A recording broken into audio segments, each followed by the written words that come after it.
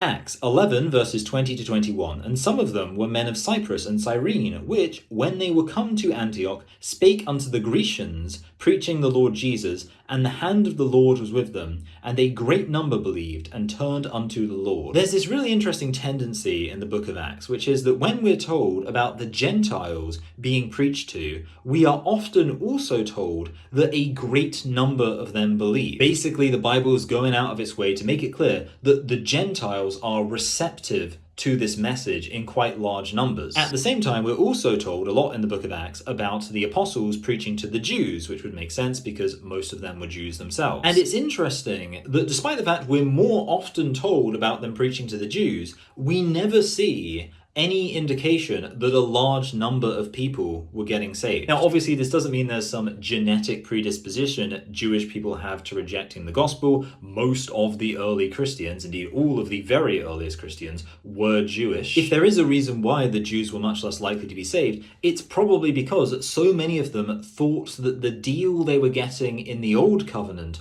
was the final arrangement. And that's the deal that says the Jews are God's chosen people, they're going to be his favorite, he's going to give them a special load of rules and rituals, and by doing that, they're going to show how much better they are than everyone else. And ultimately, they can rely on the fact that they are the seed of Abraham, so they will be saved no matter what. This shows that while the gospel is now open to all different nations, there are certain cultures that, due to their tendencies, are less likely to accept the gospel than some others. Obviously, for example, if a culture has a lot of Catholics, those people maybe would be less likely to accept the gospel because they've been raised on this false gospel, this counterfeit Christianity. Having said that, there's a massive growth in evangelical Christianity in Latin America, so that's an example of where these things can surprise you, and you might actually see people who you wouldn't expect to be receiving the gospel en masse doing so. Obviously, you should preach the gospel to anyone, regardless of what culture they're from, what nation they come from, what's their background before they've heard the gospel. But you should also be aware that we live in a world that is mediated by many sociological factors. But the wonderful thing is this reality in itself shows how you shouldn't engage in national chauvinism. Because if you were doing that, you would maybe think the Jews, as God's chosen people, should be the most likely to